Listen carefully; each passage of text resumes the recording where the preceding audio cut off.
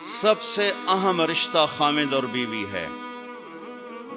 سب سے اہم رشتہ خامد اور بیوی ہے. سب سے اہم رشتہ خامد اور بیوی ہے. یہ میں ہوائی فائر نہیں کر رہا.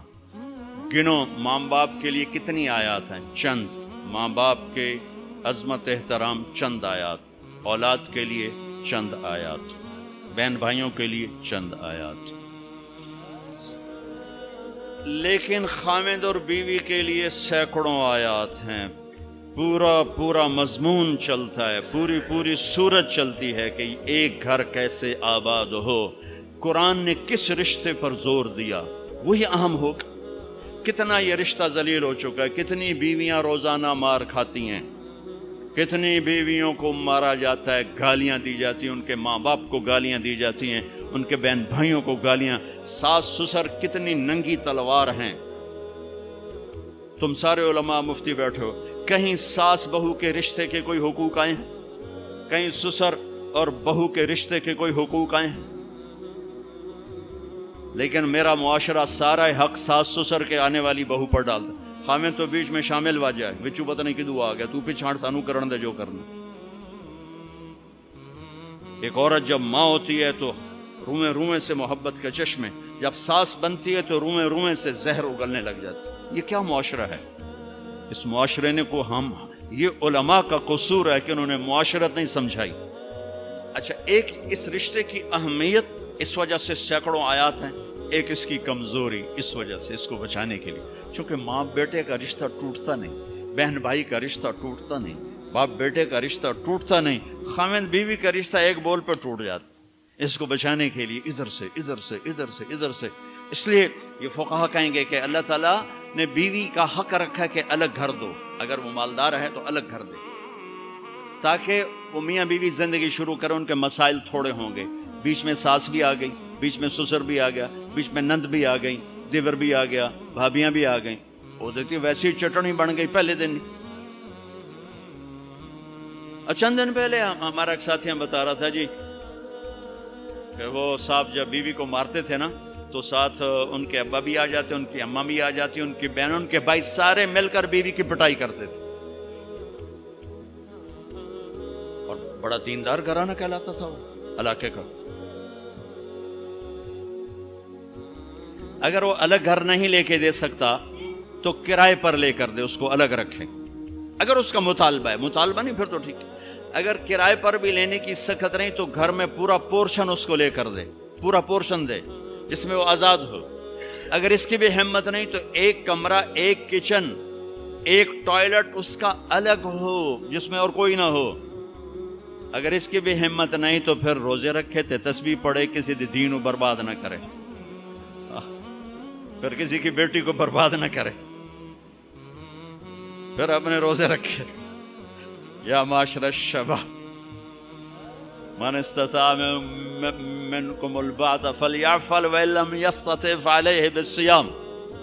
پھر روزے رکھو, تسبیح پڑھو, کسی کی بیٹی کو برباد نہ کرو. یہ بہت خوبصورت رشتہ ہے, لیکن جوائنٹ فیملی سسٹم نے اسے تباہ کر کے رکھ دیا. جوائنٹ فیملی سسٹم بہت اچھا, مشترکہ نظام زندگی بہت اچھا تھا جب ایک دوسرے کے حقوق کا پتہ تھا. اب حقوق کا نہیں پتہ, لہذا ادھر سے آگ, ادھر سے آگ, ادھر سے آگ, ادھر سے آگ. میں سر درد کا مریض ہوں, تھوڑی تھکاوٹ شروع ہو جاتی, فاقہ شروع ہو جاتا, تو میں روزے رکھنے کے لیے مری چلا جاتا ہوں کہ بھئی چلو کچھ ٹھنڈک, روزے کا لمبا ہونا اور ٹھنڈک شاید اس کو کچھ وہ بیلنس کر دیتا ہے. تو میں کچھ 3-4 روزے پھر بھی چھوٹ جاتے ہیں لیکن اکثر پورے ہو جاتے ہیں. تو بھربن میں وہاں ایک جگہ میں ٹھہرتا ہوں, تو عصر کے بعد میں تھوڑا بیان کرتا ہوں معاشرت پر. تو پہلی دفعہ جب میں وہاں ٹھہرا تو 8ویں دن امام مسجد کی بیوی آئی ہمارے پاس, میری بیگم کے پاس, کہ جی بیگم صاحب میں نے آپ کا اور مولانا کا شکریہ ادا کرنا ہے کہ آج میری زندگی کا پہلا ہفتہ ہے میرے خامد نے مجھے مارا نہیں. پہلا ہفتہ. امام مسجد, امام مصلی پہ کھڑے ہونے والے, کہا پہلا زندگی کا ہفتہ ہے میرے خامد نے مجھے مارا نہیں, ورنہ میری ہر دوسرے دن پٹائی ہوتی تھی. اور 10वें दिन इमाम साहब खुद आ गए, कहा मौलाना साहब हमें पता ही नहीं था जिंदगी कैसे गुजार, हमारे जो माहौल में था हम वही कर रहे थे। कहा मेरे बहनों ने मेरी बहन की एक दफा टांग तोड़ी, एक दफा बाजू तोड़ा, और आलिम दीन है, आलिम दीन है, हमें किसी ने ये बताया नहीं था। हमने जिंदगी में पहली दफा ये बातें आपके मुंह से सुनी कि जिंदगी कैसे गुजार। औरत पर मर्द का एतमाद, कितने लोग हैं बीवियों के रोजाना मोबाइल चेक कर रहे होते हैं, किधर कॉल की थी, क्या मैसेज आया था, उन्हें शरीफ जादियों को बर्बाद करके रख। और कितनी औरतें हैं जो अपने खामदों का मोबाइल ढूंढ रही होती हैं, वो सो जाते हैं, वो मोबाइल चेक करती हैं, कहीं कहाँ फोन किए, कहाँ फोन किए, क्या मैसेज आए। इस बदएतमादी ने कितने घर उजाड़ दिए।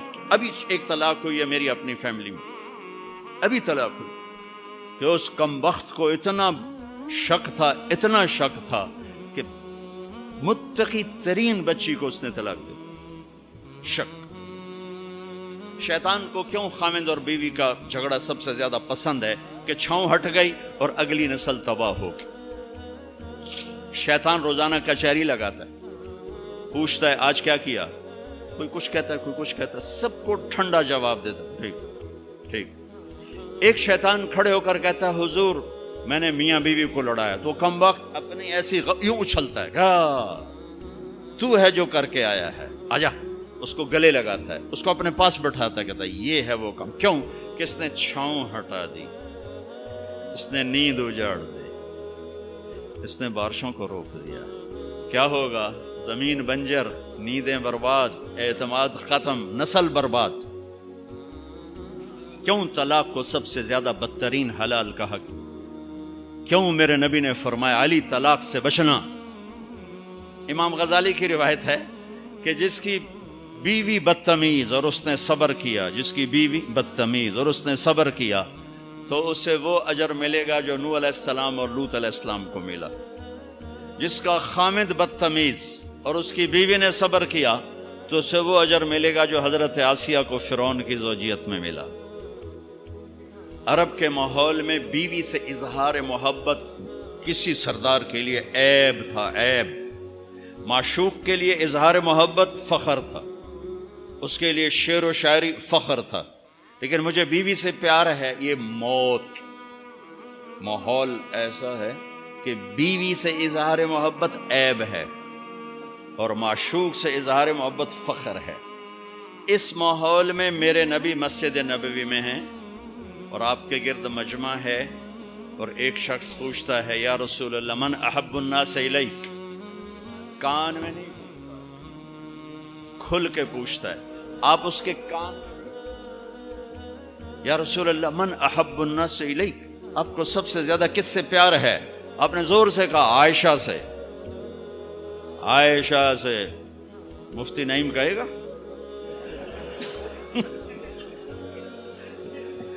आपने कहा आयशा से, वो तो हिल गए, ये क्या हुआ?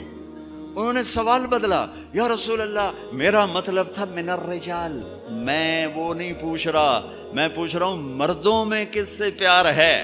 तो मेरे नबी ने नबज देख ली कि उसको हजम नहीं हुआ, तो अब आपने कहना था अबू बकर, तो आपने कहा आयशा के अब्बा से।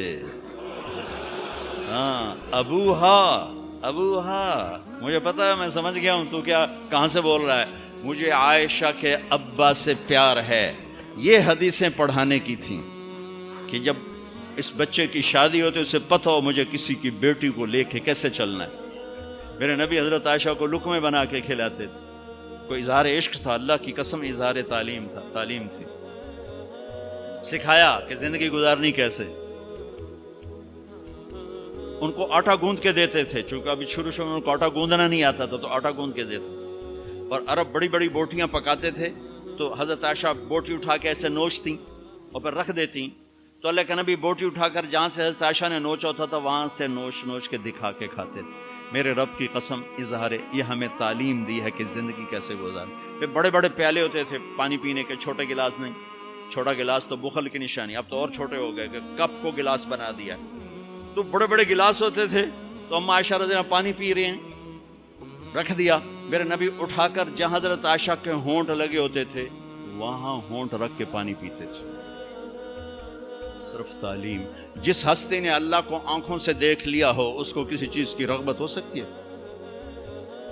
جنت بھول جائے گی جب اللہ اپنا دیدار کرائیں گے، اب پردہ پوشی فرمائیں گے تو کہیں گے یا اللہ جنت نہیں چاہیے، تو چاہیے، بس تجھے دیکھتے رہیں، بیٹھے رہیں تصور جانا کیے ہوئے از لذت دیدارش، خسرو چتواں گفتن سر دادن و جان دادن نادیدہ رخ یارے. امیر خسرو کہہ رہے ہیں کہ یا اللہ بن دیکھے تیرے لیے لوگ سولیوں پہ چڑھ گئے، آروں سے چر گئے، چھروں سے کٹ گئے، بن دیکھے تیرے عشق میں جب تجھے دیکھیں گے تو کیا حال ہوگا. از لذت دیدارش خسرو چتواں گفتن سر دادن و جان دادن نادیدہ رخ یار. تو جس ہستی نے اللہ کو دیکھا ہو ان کے لیے عورتوں کی کیا رغبت ہے. یہ صرف سکھانا. ایک حدیث سنا دے، ما تزوجت وما زوجت الا بوحی من السماء نزل به جبریل. لوگوں میں نے جہاں شادی کی، میں نے جہاں بیٹی دی، پہلے آسمان سے وحی آئی، پھر میں نے قدم اٹھائے. اللہ کی قسم ہمیں سکھانے کے لیے سکھانے. ہاں سفر سے واپسی ہو رہی ہے، ٹھیک ہے. آپ نے صحابہ سے کہا چلو بھائی تیز ہو جاؤ، وہ سارے تیز ہو گئے، یہاں تک کے نظروں سے غائب ہو گئے، ٹھیک. تو اب کون رہ گئے؟ ام عائشہ اور میرے نبی. تو ام عائشہ نہیں، میرے نبی نے کہا عائشہ دوڑ لگائیں، دوڑ لگائیں، لگائیں. اللہ اکبر. مفتی نعیم کا اتنا بڑا پیٹ، یہ دوڑ لگائے گا بیگم کے ساتھ؟ اور مولا منظور مینگل کا اس سے بھی بڑا ہو گیا، یہ لگائیں گے؟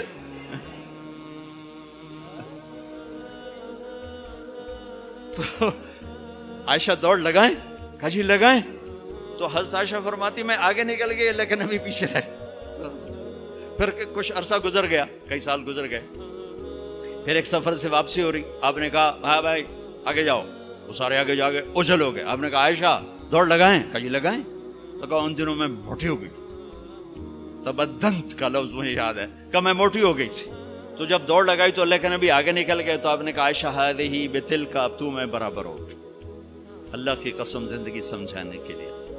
جہاد کا سفر سارا صحابہ کا قافلہ ہے، جنگ کا زمانہ ہے، دشمن چاروں طرف ہے، اور ہم ام عائشہ رضی اللہ عنہ اونٹ پہ بیٹھی اور ہاتھ لگایا تو ہار غائب. فرمایا میرا تو ہار کوئی نہیں، میں تو نہیں جاؤں گی، میرا ہار ڈھونڈو. تو میرے نبی نے نہیں فرمایا چل بیٹھ، اتنے لوگوں کو تو پریشان کرتی، تجھے پتہ نہیں میں نے سبق پڑھانا تو میرے پیچھے پڑ گئی. طلبہ میرا انتظار کر رہے ہیں. آپ نے کہا بھائی عائشہ کا ہار ڈھونڈو. سب ڈھونڈنے میں لگ گئے. شام ہو گئی، سورج چھپ گیا اور ہار نہیں ملا، اور اس کے بعد تلاش بند ہو گئی. اندھیرے میں کہاں ملے گا؟ اب کیا ہوا؟ پانی رات کو عشاء میں ختم ہو گیا، فجر کی نماز کا وقت داخل ہونے والا ہو گیا اور پانی کوئی نہیں، تیمم کی آیات نہیں اتری. لوگوں نے ابو بکر کو تانے دینے شروع کہ تیری بیٹی کی وجہ سے اب نماز کا کیا بنے گا. ابو بکر غصے میں آئے اما عائشہ کے خیمے میں. تو اللہ کے نبی گود میں سر رکھے سو رہے تھے. اب آپ تو باپ تھے تو آ کر اب بول تو سکتے نہیں، اور چہرے سے دوری تیری وجہ سے ہو، اور یہاں پسلی میں ماری انگلی، زور سے انگلی ماری. تو کہتے میں ایسے سخت ہو گئی تاکہ میرا بدن حرکت نہ کرے کہ کہیں اللہ کے نبی اٹھ نہ جائیں. تو چہرے سے غصے کا اظہار کر کے، اور تو اللہ نے آیات تیمم اتار دی. اس موقع پر تیمم کی آیات پہلی دفعہ 8000 سال میں یہ ہونے لگا ہے. بھلا مٹی سے آدمی صاف ہوتا ہے اور گندا ہو جاتا ہے؟ اللہ نے کہا نہیں، فتیمم، چلو تیمم کرو. اب سارے صحابہ میں خوشی کی لہر، اور سعد بن عبادہ کہنے لگے اے آل ابو بکر، یہ پہلی تو نعمت نہیں ہے جو تمہارے گھرانے کے طفیل ہمیں ملی ہے، اس سے پہلے بھی بڑی نعمتیں تمہارے گھر کی طفیل ہمیں ملی ہیں. اللہ نے تیمم کی آیت اتار دی. میرے نبی نے قافلے کو نہیں چلایا، یہاں تک کہ حضرت عائشہ نے کہا اچھا یا رسول اللہ اب چلیں، ہار کو چھوڑیں. پھر میرے نبی چلے، اور جب اونٹنی کو اٹھایا تو ہار اس کے نیچے پڑا ہوا تھا، وہ سارا باہر ڈھونڈتے رہے، ہار نیچے چلا گیا تھا گر کر. یہ میرے نبی کی زندگی ہے. یہ مینگل صاحب سے کہتا ہوں پڑھائیں، مفتی نعیم سے کہتا ہوں یہ زندگی پڑھائیں کہ ان کی بیویاں ان کو دعائیں دیں، ان کے ماں باپ ان کو دعا دیں، ان کی اولاد ان کو دعا دے. وہ باپ نہیں ہے جس کو دیکھ کے بچے ڈر جائیں، وہ تھانے دار ہے. تھانے دار بیٹھو ہے. وہ استاد نہیں جس کو دیکھ کے شاگرد ڈر جائے، وہ تھانے دار ہے. وہ خامد نہیں ہے جس کو دیکھ کے بیوی سہم جائے، وہ تھانے دار ہے. خامد وہ ہے جس کو دیکھ کے بیوی خوش ہو، باپ وہ ہے جس کو دیکھ کے اولاد خوش ہو، استاد وہ ہے جس کو دیکھ کے شاگرد خوش ہو. اگر زندگی کو نکھارنا ہے، ضبط کرنا سیکھو، برداشت کرنا سیکھو، غصے کو پینا سیکھو. یغلبن الکریم ویغلبہن اللئیم. اللہ اکبر. میرے نبی نے فرمایا اخلاق والے پہ بیویاں غالب آ جاتی ہیں اور بد اخلاق بیویوں پہ غالب آ جاتے ہیں. لَأَنْ أَكُونَ مَغْلُوبًا كَرِيمًا أَحَبُّ إِلَيَّ مِنْ أَكُونَ غَالِبًا لَئِيمًا. میں اخلاق والا بن کے بیوی سے دب کے رہوں، یہ مجھے پسند ہے اس بات سے کہ میں بد اخلاق ہو کر، کمینہ ہو کر بیوی پہ غالب آؤں. لئیم بد اخلاقی کی آخر جس کو ہم کمینہ کہتے ہیں.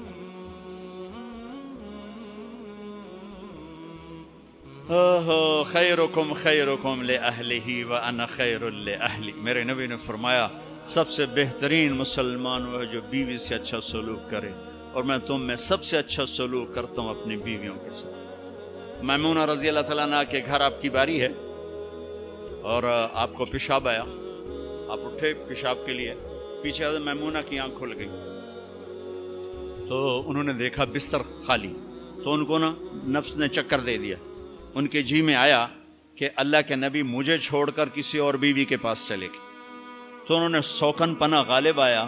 سوکن تو سوکن ہی ہوتی ہے، تو سوکن تھی ان کا تو مجھے چھوڑ کے دوسری بیوی، اور خیال تھا حضرت عائشہ کڈی لگا تھی. اللہ کے نبی واپس آئے تو دروازہ بند. آپ نے دستک دی، میمونہ میں ہوں، دروازہ کھولو. کہا میں نہیں کھولتی. ہم نے کہا کیا ہوا؟ کہا مجھے چھوڑ کے دوسری بیوی کے پاس جاتے ہیں، باری میری ہے. آپ نے کہا اللہ کی بندی انی حاقن، مجھے زور کا پیشاب لگا تھا میں اس لیے گیا تھا. کہا نہیں کوئی پیشاب نہیں ہے، مجھے پتا ہے. آپ نے کہا میمونہ میں اللہ کا رسول ہوں، میں کبھی خیانت کر سکتا ہوں؟ پھر ان کو کرنٹ لگا، اوہ یہ میں نے کیا کیا؟ تو اللہ کا رسول. پھر ڈرتے ڈرتے دروازہ کھولا، پتہ نہیں اللہ کے نبی کیا کریں گے. آپ اندر آئے اور مسکرائے اور جا کر اپنی چارپائی پہ لیٹ گئے.